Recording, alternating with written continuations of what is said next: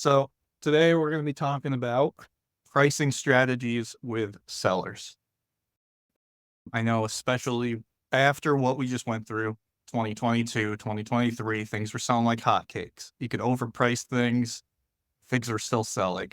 These sellers saw that and are coming to us. Raise your hand if you've had this issue where a seller goes, my neighbor's house sold in 3 days for this price. Why can't I do that? And it's a number that's just, it's not going to sell for. Raise your hand if you had that happen recently. I certainly have. Of course. Yeah. So that's what we're talking about today, because we're going into a market where if it's not priced right, it's not going to sell. Putting it frankly out there. You used to be able to price things 25, 30, 50,000 over and they'd sell. You can't anymore. Ask Will how many times we've been on the phone talking about this house isn't moving. This house down the street went under contract for this. We're going to have to do a price adjustment. And we have to have that conversation. It's happening all the time. And I'm assuming it's happening to not just us, but everybody here, right? In this meeting, we're going to talk about how to combat. You're in a situation where your house isn't moving and you start realizing that you're going to have to do a price reduction. How do you combat that? First off, let's rewind a second. This conversation really starts before you go on the market at the listing appointment. A lot of people think about, what do I say now? What do I say when I want them to lower the price? A lot of it comes back to when you're sitting there at the appointment, right? And I'm not saying there's perfect words, but it's all about setting expectation. I have plenty of examples, but I want to use one that just happened to Will a couple weeks ago. Chime in, Will, if I get this story a little bit wrong. But he just had, like last week, a conversation with the seller. He set really good expectations at the listing appointment to the point where the seller understood what was going on, to where the husband said, let's lower the price by 5,000. And the wife actually chimed in and said, no, we need to do 15. She was doing his job for him. That's what we want, right? We don't want to be fighting them where they're going, no, I think 5,000. No, you need to do 15. We want them advocating for that. How do we do that? We set good expectations. It's all about, I think as real estate agents, especially, I know I fall into this, and I'm sure everybody and their mother falls into this. We're in this industry every day. We see these things. We assume everybody knows what we see. Really, it's educating the seller. So the seller sells a house 2, 3, 5 times a year. You mean your lifetime, not a year? How many? A lifetime. That's what you could assume. A lot of the times, this could be the first time they've ever sold a house. They're nervous. Their guard's up because they haven't known you for very long. We want them to instantly trust us with so much money when they've talked to us 3 times. How is that fair on them, right? So it's setting expectations. We want them to like us, but we want them to know and understand the process to a level to where they're going to be able to make those decisions on themselves, as opposed to us telling them what to do. Because that pushback you're getting is them thinking, oh, he's just telling he or she, sorry, I'm just using he because when I tell a seller, you need to lower your price by 20,000, they're thinking, oh, Mike's just saying that. If that comes out of the blue, they're thinking Mike's just saying that because he wants to get this sold quickly. He's not looking out for our best interest. Because they don't understand why. Does that make sense? Yeah. All right. So how do we set proper expectations? What are some things that you guys do that set good expectations about pricing at the listing appointment? And then we'll talk about we'll talk about what happens if you need to bring that back up. What are things that you guys been doing? And I'll share some of the things I do. I not only show the data, but I also share my market expertise with them too. Basically, when you go to a listing appointment, these are the things you want to take them with you. How many active listings are there? How many listings have sold based on the market? So basically, you come out as someone who knows what he's talking about. Yes, sir. Who's done that a lot. Okay, the houses are selling. These are the houses that are sitting on the market, but this is how many days on an average it takes down the market, and this is the competition you have. And I don't know if you guys have that in your market where you can actually, we have what we call a cloud CMA, where you can actually go and show the actual pictures of the house that sold and what price they sold at. Yep. I love. I use that. Will uses that. As I was about to say. Sorry, Will. I Yeah, go you did. one step further, even further back before I get with the data, and I do a mini disc profile. I don't necessarily make them fill it out, but I will kind of snoop and poop on them, get an idea of who I'm talking with, and figure out how they process information. Because if you throw data at somebody that's very emotional and they're all about their feelings, you're going to die on the cross. Then I just tailor my approach to that. And it makes things interesting when I'm talking to both the husband and wife, and typically they're not the same. But that helps me out quite a bit. And then explaining it either with data or with something else, whatever kind of appeals to them, if that makes sense. Yes, I like that. And that's something that's not talked about in our industry a lot. Maybe we should, if you understand that to a level, maybe you should hold one of these masterminds about selling to people if you're open to it. Or I'll be interested in learning how to do the disc profile. I've or even gone that. through again and again, and I just couldn't figure out. If you're open to it, because what Steven's talking about is something that I've read about. I don't know if I fully understand it, and I've had coaches tell me about it. People look and process information in different ways. There's visual, auditory, and there's kinesthetic. They have to touch it. Right. But there's also different personality types. Like me, I'm a high driver. You could tell I just blow through things quickly. But there's also people who are quiet, reserved, like information.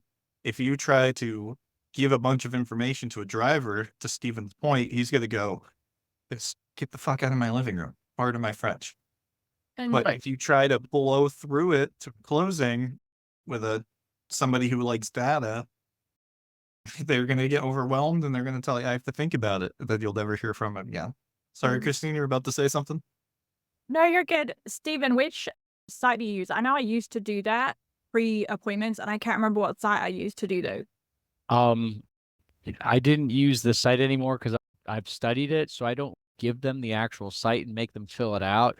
I'll do things like I'll snoop on them before I go and meet them. For example, stalk them on Facebook or LinkedIn, any kind of Right. social media stuff. If it's a referral from somebody else, I'll ask pertinent questions. Hey, tell me a little bit about your friend. What do they like? What do they not like? So I'll have to be honest with you, I've got to research it and tell you which site it was, but there was a book I read on the disc profile, and then I just have gone and applied it out, and it's helped me out a lot. That's If I not to say find that it- Go Yeah, ahead. and if I find the one I used to use, I'll post it in a group, because there was one online and it's got some like fluffy name that it literally is AI and it analyzes their social presence for you. Oh, And you can just put their name and their information in there, and it'll tell you like this person is more likely like a high D, this person is more likely like that social S. So then you can prepare your materials that way. Like if you find that, please put that in the Facebook group. it was phenomenal, and then I just got my usual chaotic and I've lost it. But yes, if I find it, I'll do it because it was helpful. There's a book. Somebody was just talking about reading books and stuff. There's a book I read about it. There's actually two books. Will turned me on to the first one, which was one of the Sandler Selling Systems books. William, which one? Asking questions the Sandler way? Asking Questions the Sandler Way. Yes, and that's the one where he talks about the submarine. Yes. Yeah. Asking Questions the Sandler Way, and then another one I just read, which was phenomenal. It went into great detail on that. Was a Versatile Selling. Forget who the author is. It's a green book. What about Surrounded by Where's it Idiots? I on? thought that was another one. So Oh, Oh, and that's Surrounded by Idiots is a really good Yeah. one. That's a really good one because I'm high D and I struggle with that. So that one's a good like reminder. Yeah, versatile selling goes, it just gives you the raw data. It's really good. Surrounded by Idiots puts it to the real world. I've read both of them. I'd suggest reading both of them, but if you're going to pick one over the other and you're more data person, go with versatile selling. If you're more, you need a story, go with Surrounded by Idiots. I suggest both though. And then you were saying Sandler way, Sandler. Yeah. Ask 2 questions the Sandler way. Yep. That's a really good one. That's on sales skills in general, but they talk about personality type and that kind of thing. Okay. Yeah. So understanding their personality type, bring it back to the meeting. So understanding the personality type, how do they learn? I love that. Sorry, Akil, right? Am I saying that right? Yes. Yes. Okay, It's saying it sorry. right. Akil, what he was saying about bringing the data, he was saying, here's the solds, here's the actives. And I know Will does as well, take that one step further. I like to bring a list of expireds and show them the data. This is what happens if you don't price correctly for one way or another. And I always say, I brought a list of expireds. These expired for one reason only. And they're always shocked. Like they're expecting some like golden nugget. I go, they expired because their agent wasn't willing to give them the information needed and just wanted to lie to them to get business. Right? Something along those lines. Depending on the personality type, of tweak it. And that kind of breaks that bridge. They say, with your permission, I'd like to be 100% forthcoming with you, give you the information and what that means, even if it means telling you something you might not want to hear. Is that okay with you? Of course, they're going to say yes. Everybody wants to know the truth. But that breaks down that barrier between them and you, right? It's more conversational. And then that opens up that barrier to go deeper into the data like Akil does. But you got to make sure you're explaining it in great detail. Hey, Does that Mike, make sense?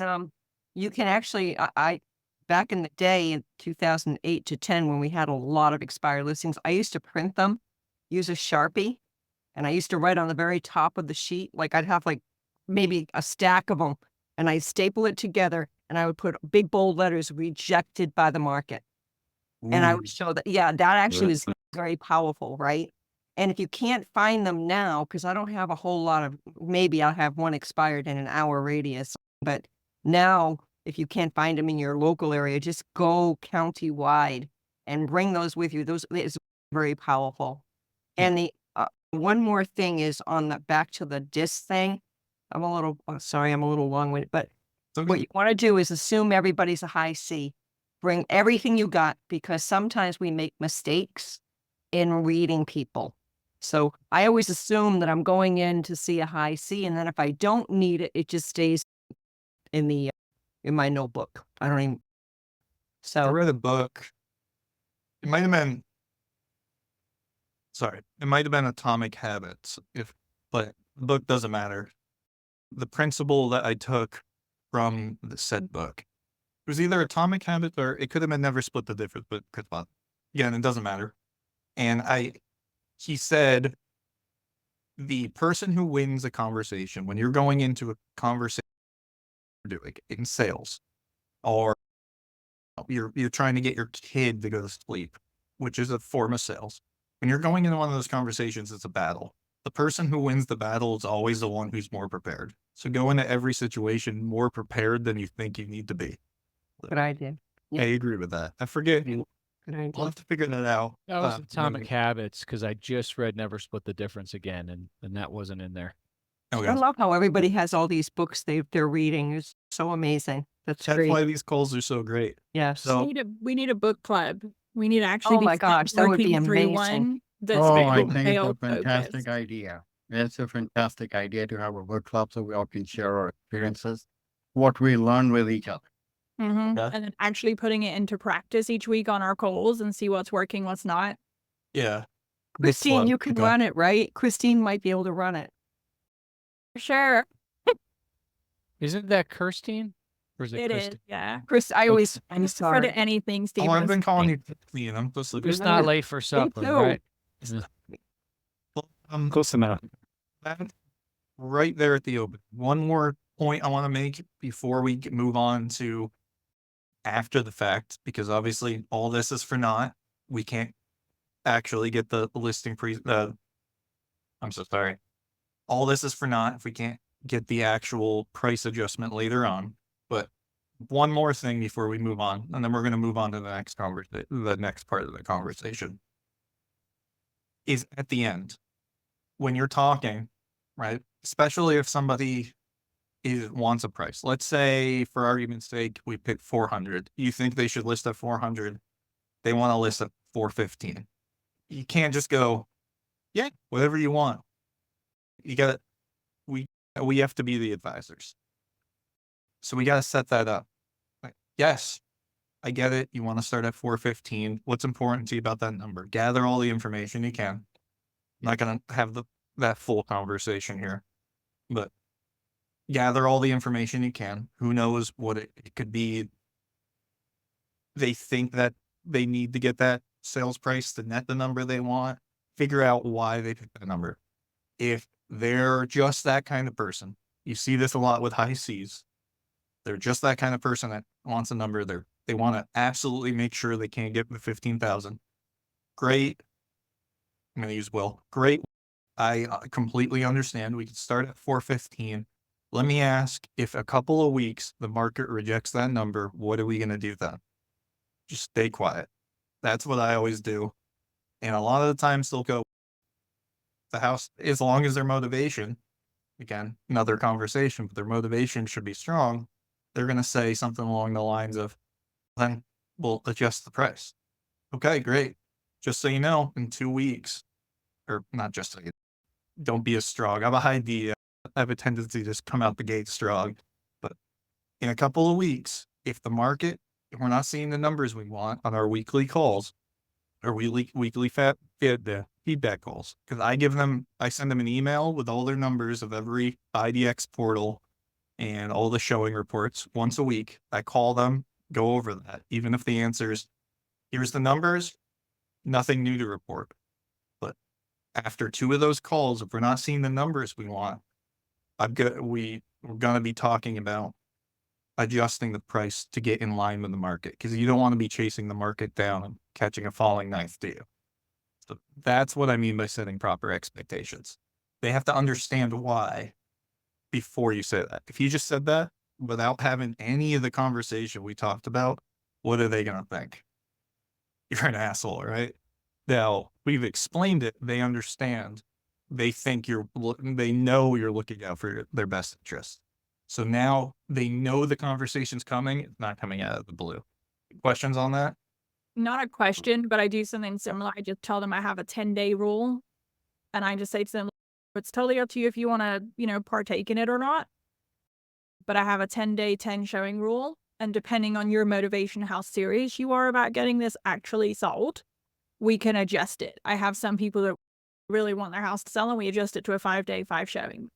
So if we have 5 days and not enough showings, or we have 10 days and not enough showings, or 10 days and 10 showings but no offers, and I flip-flop it. So that way we have a benchmark, and then a couple of days in, I can go, hey, we're 3 days on and we've had no showings. We've got 7 days to catch up on those showings, because you said we wanted to play by the 10-day rule. And that way the ball's just in their court. And I usually will have people call me and go, okay, tomorrow's day 10 and we haven't had 10 showings. So how much should we drop the price by? And I like that a lot. That's why we do these calls to get those nuggets. Yeah. They bring it to the table, and they're the ones that go, and I have one right now. They wanted to start a little high. I was like, you know what? It's a beautiful house. We can test it. 10 days, no showings. So we hit 11 days the other day, and she called and she goes, okay, I know I said the 10-day rule. I want to give it a few more days. And I said, it's your call. I said, just so we're all clear on the expectation, showings will come when we're in the right price. Right now, the market's saying no to the house. That's why you're not having showing. And the husband pipes up. He goes, yeah, give me like 2 days to talk to her about it. He goes, we'll drop the price before the weekend. So price equals pace. That's what I always tell people. I'm like, but yeah, I love it. I love that idea. That's what we do. I do have a follow-up question about that. Is it just 10 days, 10 showings across the board, or do you tailored to the market. Because I know I use a tool like with Showing Time Premium I tailor or it a little bit. So in if Real Scout. You can think- see how many buyers are in Mhm. that bracket that you're in, and Yeah. you can see how many similar how many showings they are. And I actually bring that to the So- point. By the way. Yeah, I bring that. I love that printout. And someone was saying a minute ago, like the high C's, I bring all that. And then if I think that they're fluffy and like really social butterflies, like high S profile, I bring all the pretty graphics and colors of stuff. And then I put all the colored stuff in front of that person. And then I put the facts in front of the other person so that they both have something that makes them happy. But the 10-day stuff, yes, just on the comps for the house. Like if I'm seeing comps going under contract in 30 days and then the showing time results say we're taking 10 showings, then I just divide that by the 30 days and then I narrow that down to a week. Okay. So anybody that's listening to this that's questioning what's that report we're talking about, in some markets have it, some don't. So it depends on your MLS, I think. There's a Showing Time Premium account. I've heard of some people not having it. It's called It's the Oh. market report. Target Market Analysis. Yes. Mhm. Thank you, Christine. I was drawing a blank. Target Market Analysis. And then there's also, if you had or use another program called Real Scout, there's one that actually shows through the IDX website of Real Scout, because it's made for sending houses back and forth. That shows that. Those are the two reports. I'm sure there's other sites you can find them, but just having the data to show this is how many buyers are looking and this is how many showings these houses are actually getting can help you tailor it. Because 10 days, 10 showings might not work in a market and the average house is getting 5 showings in 10 days. You could spy on your competitors too. That way, we had a house that went up in a neighborhood. I looked it up by the neighborhood, and we were able to see how many showings at that price point they got before they went pending. So then now I could go back to the conversation to my client and be like, all right, look, they smoked us. They smoked us this weekend. They took all of our buyers. They had 12 showings and they got pending. We didn't. We're going to have to do something about this. That's how I got my most recent price adjustment, was because of that. So it's a really good tool to take to listing appointments and to have that conversation Mhm. on price. Yeah. And then, so that's the listing presentation. Look at that. We're almost cutting this call exactly in half. We're going to go now to the point of you've been on the market for whatever it is, 10 days, 30 days, whatever. I always run it by your days on market. If the average days on market's 30 days, if your average days on market's 30 days and you're not getting showings, you don't have offers on that point, you want to make an adjustment before that point. If it's 30 days, I'm looking at like 20 days, right? That's another conversation I have up front. So let's say you're at whatever the number is. You're thinking to yourself, this house isn't going to sell at this price. I have to have an adjustment. Now we move on to having that conversation. Now, I always suggest doing this in person. I think it comes a lot way better. Same with if you're doing inspection reports with a seller. If I can get in front, everything changes in person. It's a little bit more effort driving to them, scheduling it. It shows you care though, and you're able to go over it with it. If not, like I'm in northeastern PA. Philly's 2 hours from me, south. I have some people that have a vacation home here that live in Philly now. They're 2 hours away. I actually have a Zoom call, like we're on now, scheduled for 2:30 with them over an inspection report. It's separate, but point being, if you can't get in person with them, at least do a video call, is why I'm bringing that up. Don't just do it over the phone. You're missing so many points of influence. You can't show them data. They can't see you and your body. You can't see them, actually. Why am I drawing a blank on that word? Your body, like how your Body body language. conversates. Like the social Body language. there. Yeah, body Body language. On conversation. Your body John, Let language. me see your body, John. There you go. Like Lighten the mood a your little bit. body language matters a little bit, helps for them at ease, them being able to see you. But more importantly, you can see their body language. You can see how they're reacting to what you're saying. Uh, e- Everything changes in person. Think about when you're prospecting. A phone conversation goes a lot different than actually getting in person in front of them. Right? Same goes here. So if you can, get to them in person to have this conversation. Listen, this is our weekly call. We're getting to that point where this is the data saying this.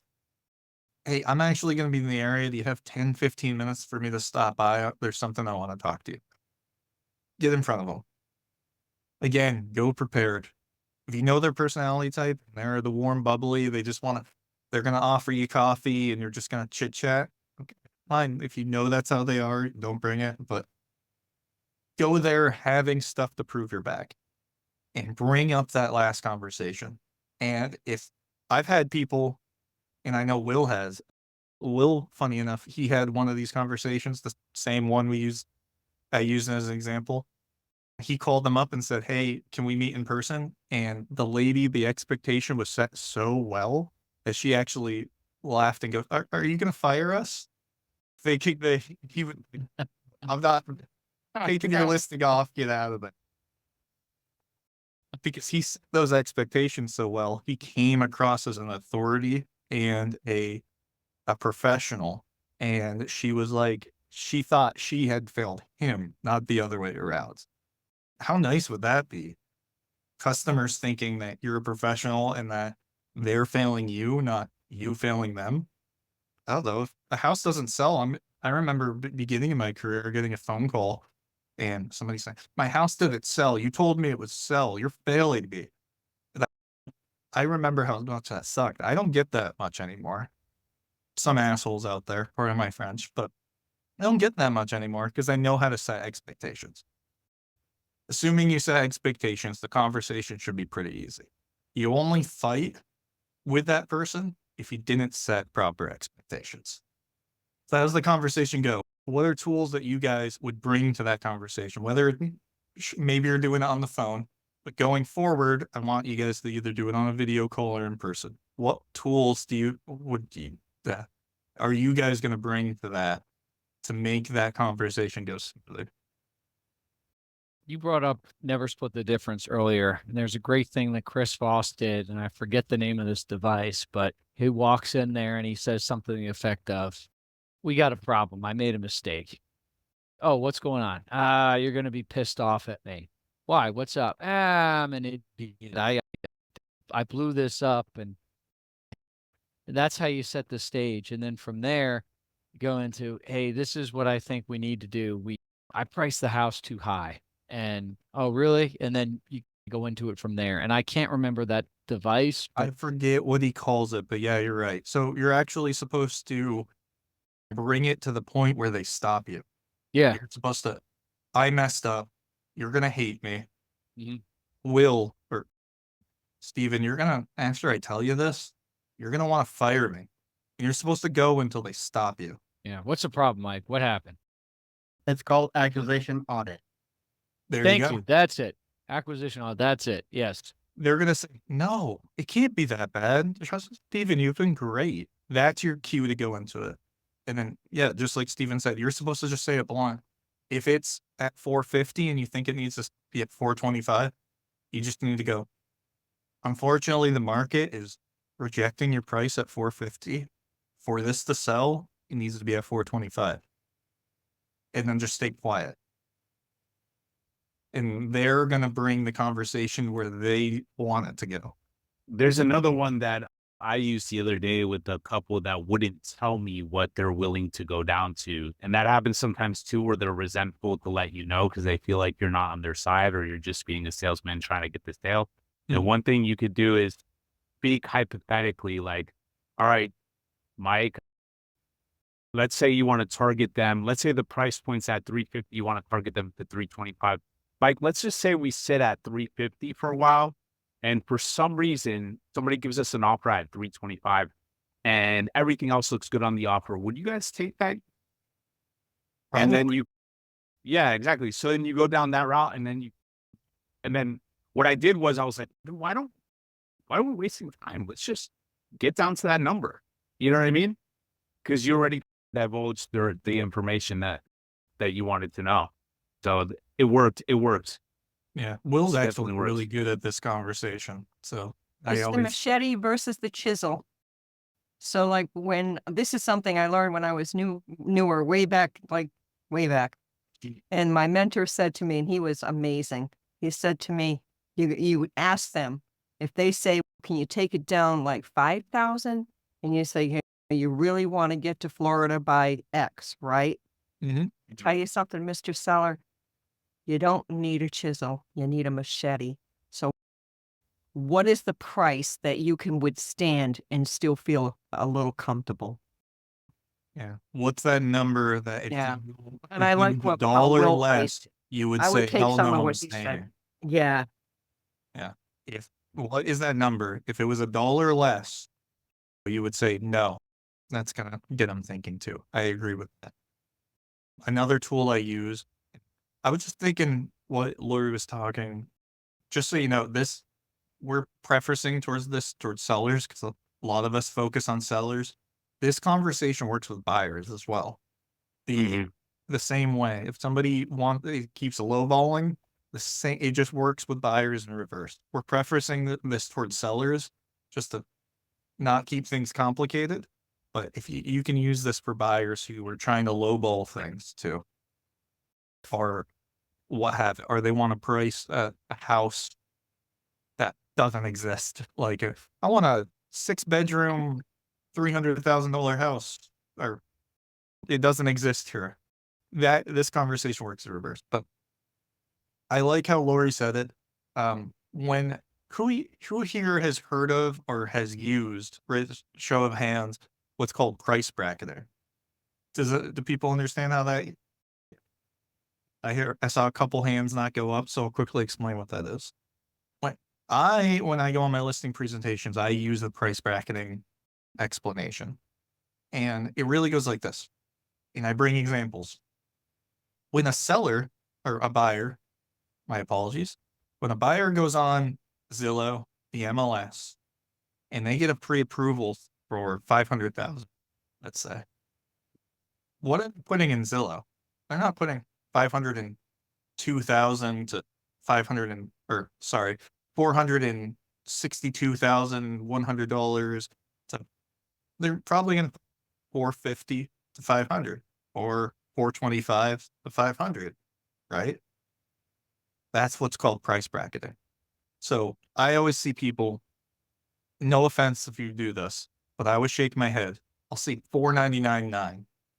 What the hell is that? Think about it. Buyer that's looking for 500, that put 500 to 550, you don't show up in that search anymore. You do show up in the 450 to 500. Ideally, you want to show up in both. They can be big brackets of 50,000. The higher price point you get, when you get in the $1 million houses, 2 million, the brackets are hundreds of thousands.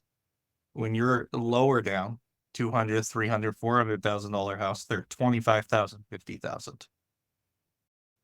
The idea is you want to fall in one of those brackets. So explaining that as setting an expectation at the beginning, but then also using it, that helps you cut with a machete, not a chisel, right? Instead of, oh, can we just do 5,000?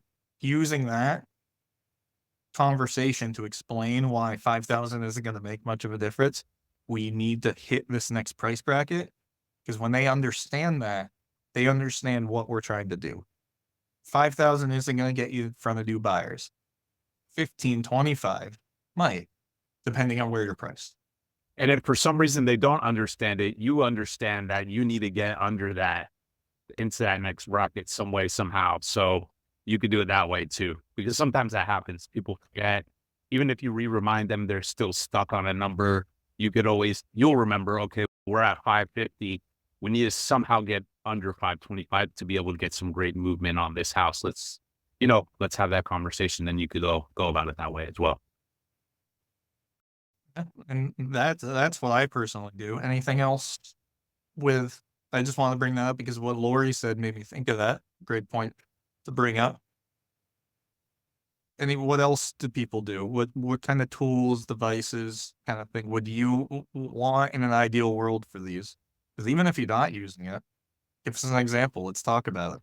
So I do the price bracketing too, but if I get pushback from them where they start saying, yeah, but they're gonna look higher. Yeah, but they're gonna just look. Sometimes I get that personality that's that, and I have very little tolerance for that. So I have a hard time with it. But I normally turn around and go, they might, but we're not Walmart selling your house right now. Like, I think your house is a little bit nicer. Like, we're more Target trying to sell it versus Walmart trying to sell it. And we don't want to do like incremental drops, like $1,000 or $5,000. That's cheap. Your house is really nice. We need to make sure that when we do a price reduction, it is very realistic. It's seen with respect from the buyer, so they don't come back and try to nickel and dime you for a light bulb here and there. And it just, I go really into the nickel and dime and being like, what if they go outside and go, oh my gosh, there's an ant's nest. We need to get powder for it. Like, it's a $5 fix. Like, we don't want to be doing that. So we Yep. want to set the expectation straight away. $15,000, $20,000 price drop. We're serious about selling. We're not here for that. And then they usually start going, oh yeah, we don't want to do that. Yes. There are many, not many, there are few and far between instances where you will take an overpriced listing, because if you don't, you're not going to get the listing. And I always base that on motivation, because there are buyers, sellers out there that are trying to test the market. We all know who they are. And then there are people that are very serious. Let's say you have a vacant house, right? They're already moved and they still want to overprice it. And you're there just really doing your job, just answering everything and being as professional. And they still say, I really don't feel comfortable listing it at 6. Will you put it on at 7? One I put on at like 750, it was worth 6, but I knew they were motivated. And I remember this, Mike, because you were coaching with me and I kept telling you about. And this woman, I reduced the price every other week by $50,000 and we sold it. Yeah, but that's a rare bird. That's a rare person where you just can't convince them. Because You need to somebody else, judge those off of motivation. it's all about motivation. And you know what? It's okay to take an overpriced one once in a while if they're motivated. Another thing you can do. As long as they know. You finish your thought because I'm taking it to a different round. You're good. Another thing you could always go back to if you do end up taking an overpriced listing is always bring it back to appraisal. I like 80% of homes are financed. So what are we going to do if for some reason the appraisal comes back low? What would you do then? You know what I mean? Well, go down that route and have that conversation. Here's what I get. On this market, Lori, depends on what market you're in. That was in 2020, where we could get people to pay the difference in appraisal, right? And that didn't work for me there. But yeah, that's an excellent point. But if for some, they might throw that out at you. And then we could just tell them now, hey, that was a different market. It calls the Right. unicorn years. Oh my Unicorn gosh. years, right? Yeah. Yeah. I work a lot of expired, and 9 times out of 10, an expired expires because of price. So I have this conversation a lot. So I don't like taking overpriced listings. I used to, all the time.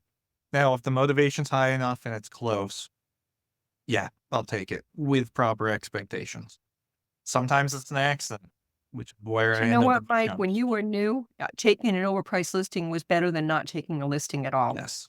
But now that I have listings and pendings, so I want to bring, I think what's very important is walking into these conversations with a mindset that you're professional and being okay walking away, right? Let me tell a quick story of what I mean by that. I have a closing on Friday in 2 days. It was an expired. He was well overpriced. He was listed at $350. When I got there, told him 300 is the max I could get. Right? Hard conversation to have. And I remember just thinking to myself, I actually don't want this listing. I'm fine. If I don't take it, I'm good. There's going to be more listings. I remember having to calm myself down like that. So I was thinking like, oh my God, I'm not going to get that, blah, blah, blah. It's okay if you don't take a listing. You don't want every listing. So I went through that mentality. I actually started pushing him away. What do you guys think happened? He started coming. He wanted you more. He wanted me more. So there was other agents telling him, "Oh yeah, I could get it sold for $350. I'll cut my commission." And I'm sitting there at, "No, the max you're gonna get is 300, and now I'm sitting at my commission. I'm not lowering it." And guess what? I remember leaving that appointment. I didn't even take the listing right there. I remember telling him, "Listen," I told him, not the other way around. "Listen, based off of this, I honestly think," because he also kept telling me, "Yeah, I want to get to Florida to be near my grandkids, but I don't have to." So I'm thinking motivation isn't super strong. I'm gonna walk away. So I remember telling him, "Mr. Seller, I don't think it makes sense for us to work together right now." He was like, "What do you mean?" To me, I don't want to lie to you and make promises that I can't keep, like other realtors will. And what sounds like you just went through it. I pushed him away. I told him, "Mr. Seller, I don't think it makes sense for us to work together right now." He was like, "What do you mean?" I said, "Based off of what you told me, it sounds like you're content staying in the house if you don't get the number who you want." "Yeah." I said, "I don't want to be that guy that promises you something I can't give you, like other agents will." And it sounds like you just went through that and you were complaining in depth about that agent. I don't want that to be me. I want to be here if you need the help, but sounds like you don't need it. And I remember leaving that appointment going, he wasn't motivated. A week later, he called me and goes, "I have so many agents calling me and you're right about them. They're just telling me what I want to hear. You were the only honest one. You know what? Come back. Let's list for 300. I really do need to get to Florida." Way to go, Mike. That's awesome. So, Nice. point being, price is a weird thing, and sellers just don't understand. Once you educate them, they understand. So, we have a couple minutes left. Want to go? We'll go into Q&A. Questions, concerns, emotional outbursts of what we've talked about here today. Okay, this is very educational. Those are fantastic. We should do that more often. If we can Every do it Wednesday. at 1 o'clock, Wednesday at that'll be noon. better. If we can do it at 1 o'clock, that'll be You better. had a good turnout today. Yeah. Every People Wednesday at did. noon. Same Zoom link, same bat channel. Shit. Oh my gosh, you're not old enough for that. We need that jingle. Da-da-da. It's the intro. Yeah. No, but let's finish it with this since it seems like there's no questions. If you have a question, just blurt it out. But let's end with this. What are tools? I want to hear from every one of you. What are tools that you took from today that you're going to implement into your further pricing conversations? Oh, there's so many nuggets. So, bracketing, acquisition audit. That is one thing, that when you go into the pricing, one more thing is be upfront. Not every listing is for you. Yep. Sometimes it is just to walk away from it because that's asking for more hassle. They're not motivated, like you said. When I said I You're the don't doctor, not understand the the nerd. yeah, when I said I don't understand the disc profile, what I mean is how to gauge a person's disc personality. And I've tried to learn that quite a few times, and I just couldn't get it right. I cannot even understand my personality, let alone someone else's personality. An easy way to do that, it's just occupation. In most cases, sometimes you'll get people and they're engineers. Do you know which way to go? You know what I mean? That's Sometimes a topic that definitely can't be taught in a couple of minutes. That might It's be like a something 3-hour class. like an hour class. It might be. Who's really good at that is Chatty Lori. I wonder if Yeah, he that's is. maybe that's the conversation we should have on Yeah, that. he calls it it's the same thing, expressive, analytical. What's the other one? What's the I for that? Because he uses the Mike Ferry. Influence. Okay, influence, yeah. Uses the Mike Ferry acronyms for that. So Yeah. Jill, I love the nuggets. I'm just going to go in order of the screen. Lori, what changes do you think this conversation has? Two things. One of the things that William talked about, and I'm going to combine that with the chisel and the machete. So I'm going to take and make a new script out of how William phrased it, and then do it that way. So I'll actually type the script up and put it online. And then the acquisition audit that Put Steve. it in the Facebook group when you do that. And then the acquisition audit. Yeah. Yeah, I will. I don't Sorry, really Lori. ever split the difference. Yeah, I have it on my Audible. There's nothing, you got to read the book and have. The Audible's good too, though. Yeah. Does he actually read the Audible? Is that him? No, I think it's No. somebody else. I think Okay. I have to look at it. I recommend listening to his voice. Go to blackswangroup.com for free. You can sign up for a lot of his stuff and watch him on YouTube, just because he's got that Yankee mobster accent going on, and it's so powerful when he does his thing. He is great at it. Yeah. Dude, there's higher stakes when you're talking about hostage negotiation. That's Yep. higher stakes. Steven, what are things that you're going to do differently after this conversation? What nuggets did you take away? Closing thought. I thought I was well read, but you mentioned 3 books today that I have not read nor heard of. The Asking Questions, The Sandler Way, Surrounded by Idiots, and Versatile Selling. So I got to track them down. And then Kirsten hooked me up with Crystal Knows. I'd heard that before, but I'd forgotten all about it. So those things. Hey, I learned something, and I'm the one that started this class. So trust me, that's why we go to these things. Even if you think you know it all, you don't. Right. You know? Like Mike Ferry, Tom Ferry, Shaddy, all these bigger coaches, even Robert Palmer, have stuff to learn, right? I think Robert Palmer is one of the smartest people I've ever talked to. I guarantee he would tell you he probably shows up and goes to stuff like this too. I like that. Even that in itself is a good insight. Yep. Christine, and then I don't know if Shannon and Victoria are here if they're just listening. I really like is it accusation audit or acquisition audit? How do you think? Accusation. Accusation. Okay. I'll Oh, have both here. So Accusation. I really like that because I do a little bit of that where I'm just like super autonomy focused with them, where I'm like, I don't want you to have resentment towards me at the end of this because I didn't give you all the options and give you all the data and all that. I go down that a lot until they start stopping me. I didn't know that was a technique. That's just something I've been trying on the autonomy lane. So I'm going to look into that because I've read the Never Split the Difference, but I need to go through it again. So I love that. I do take the list of expires, but I just put unsold on it in a big red marker and like exclamation mark. But I'm going to change that to rejected by the market and see how that goes. See if it has a different shock factor. And make sure you point out that it's the agent not willing to tell them the truth that led them to that. That's had a big impact on pricing on my last like 4, which 3 of them went under contract within days. The 4th one we just went active yesterday.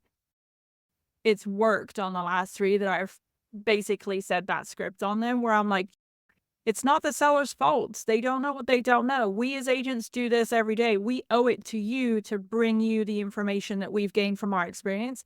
And these agents, in my opinion, and I could be wrong, they have not done right by these homeowners because they didn't have the balls to be honest with them. And they let them price it too high, knowing that wasn't going to actually achieve their goal of selling. My goal is just to make your goal happen.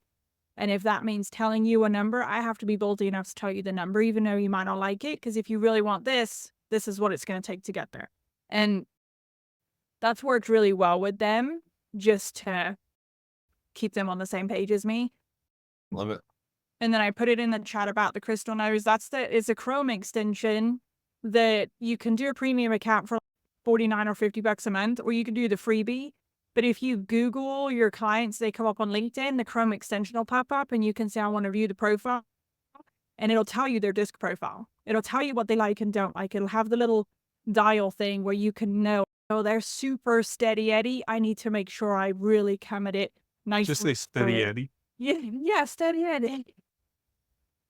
I love it. So that's worked really well. I just actually signed up for the paid account on it again because I came away from using it. And then I put the Headway app in there because I have a really hard time. Like I have an entire probably 30 or 40 books I've bought this year that I haven't finished yet. But the Headway app, it gives you like cliff notes. You can read the cliff notes or you can listen to them audibly. I do that, and if I'm like intrigued, then I'll order the real book and go through and scribble and highlight. Here's a tip. I know it's a little off topic, but you mentioned I used to not be a big reader. If you can't tell by like the three, if anybody's familiar with it, It's you pure. are now. All it takes is reading 10 pages a day. 10 Mhm. pages a day, 200 pages. Average book is, I forget the math, but 20 it's like- days. Yeah. but it, 20 days. yeah, for a book, which I was trying to figure out how many books a year that is. I think it's like 10, 15 books a year, somewhere in there. 12 to 15. Absolutely. For 10 pages a day. And I Start just small. revamped, with that in mind, I just revamped because I read a book about how to read books faster and more effectively. I can't remember what it was called, but it's somewhere downstairs. But they suggested that, and they said, just give yourself just 10 minutes instead of saying, I want to read the whole chapter or I want to read this. Just give Yeah. yourself 15 minutes, set a timer. And I've just literally put that back on my calendar Monday of this week and revamped it to make sure I have that time and honor it. I was listening. Jim- I was looking for. I wanted some here. Jim Quick, Quick. KWIK, has an awesome, he's the memory guy, quick brain, all that kind of stuff. He's got a great speed reading course, teach you how to read faster, where he's teaching you juggling and doing stuff with the pen and figure eights and Mhm. whatnot to help your speed. But check him out. It's just Jim, KWIK. But check out his podcast at Quick Brain first, just to see. I love that. Yeah, because I just, baby brain and post baby brain, it's like a real thing that is absolutely crippling me, that I'm reading it and I'm going, I just read this whole page. What did it say? And then that frustration kicks in and I'm avoiding it, but I'll do that because he may have some really good stuff. I don't listen to music in the car. I listen to Audible on 2 times speed.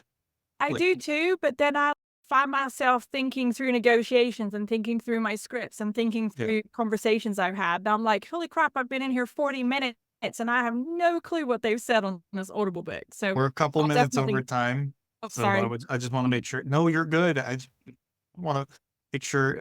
Victoria, Shanna, or either of you there? No, can you hear me? Yes. What are your Okay. thoughts? I thought it was pretty good for the first like LPT like class. I liked it. Learned a lot. I definitely think the best thing that I learned today is just to walk away. And it's like the hardest thing to do, but it's It is. probably saved a lot of time. And I love how they're gonna talk to other realtors, and quite frankly, a lot of other realtors to tell them what they want to hear. Mhm. But I feel like walking away, like it may or may not result in business, but it will result in you wasting time. So Yes. that's the part that I love the most. Yeah, because the time you spend with them could be spent finding other business. So Yeah. I look at it. But everybody, welcome Victoria. She just joined us at LPT. Hello there. Hello. For the retail. Hello, welcome. Hi, sorry. What market are you in? I'm in the Pocono Mountains. Poconos. Okay. Don? Pennsylvania. Sorry, I'm doing gardening for the last couple hours, so I don't want this to be the first time people see me. I'm dirty. Love it. What? Awesome. Welcome. Great having you on. I know Wednesday is normally your day off, so I appreciate you coming in specifically for this. And then Shanna, are you there or are you just on listen mode today? No, I'm here. I've mostly been, excuse me, on listen mode, except for when I disrupted you at the very beginning. Sorry you're about that. So I think my biggest thing is just to definitely remember to talk about that price adjustment during that first consultation. Don't leave it till later. Mhm. Otherwise, they are going to look at you like you're the bad guy. And talking through that, remembering to talk through the it's price bracketing, but in the process of trying to get them to agree to what I think is the right price, because I don't tell them that, but to get them to agree to the price that I'm in, showing them what the market's telling right now. And you guys Yeah. talked about that. Bring the expireds, bring the solds, what have you. Show them what the market is telling right now and get them to agree basically to what I feel like is probably the best price. There you go. And I've actually heard of people, I don't personally do it, but I've heard of people putting the price adjustments right in the listing paperwork. On X day, if we don't have an offer in hand, we're going to this price. Yeah, Right. I've done that with post-dated amendment, and sometimes it's worked really well, and then the times I've noticed it has not worked is the ones where I have not had really good expectation conversations at friends. So it's my fault. I've And heard of people doing that. Mhm. I don't love it. I prefer the ones it's worked on where is the ones I have written it and I've signed it and I've left it for the seller and I go, when we get to this point, if you we've had the exposure and I've done my part on the marketing and brought the people, you sign it and just take a picture and tell me and then I'll change the price. And then last but not least, we're going to be about 10 minutes over, so I apologize. And feel free to jump off if you guys have other things. Last but not least, William Rojas, what did you take away? Oh, wow. Thank you. Give me some I like thoughts, man. the 10-day thing, like telling them up front, hey, we're going to revisit this in 10 days if nothing happens. Yeah, I think that was pretty cool. I forgot what you called it. What was it called? You had like a little marketing thing that you said 10 days. Christine, Yeah. Nothing happens in 10 days. What was it? Yeah, just the 10-day rule. And depending on their motivation, I give them the option. If you're super serious and really want to sell, we can do the 5-day rule. But Yeah. not everybody's comfortable with the 5-day rule because they're not that serious about selling. And I just do the takeaway with them with it and go, but you probably don't want the 5-day. I like the 5-day because it means they want to just sell this thing and we can move on to the next one. and Yeah. that's 10 showings in 10 days, right? 10 showings, 10 days, or 10 showings and no offers. That's Okay. good. I like that. That was my favorite because everything else I know what you know because we talk about it all the time. Awesome. I appreciate everybody being here. We'll be on next week, same time, same bat channel. I made the same joke twice. It'll leave with me. Next week, Hey, Lori. consistent. I'm very consistent. I'm nothing but consistently unfunny. Next week, Lori's going to be on. If you have any interest in doing probates, Lori does a niche on probates, which is an untapped niche for a lot of realtors, and she's going to be talking to us about doing probates. So make sure to stay tuned I'm in looking that next forward to week that. if you're interested in that. Looking forward to that, Lori. Well, a lot of people do them. They just don't know how to, they do them the wrong way. And they're screwing their people. They're screwing the homeowners, in my opinion.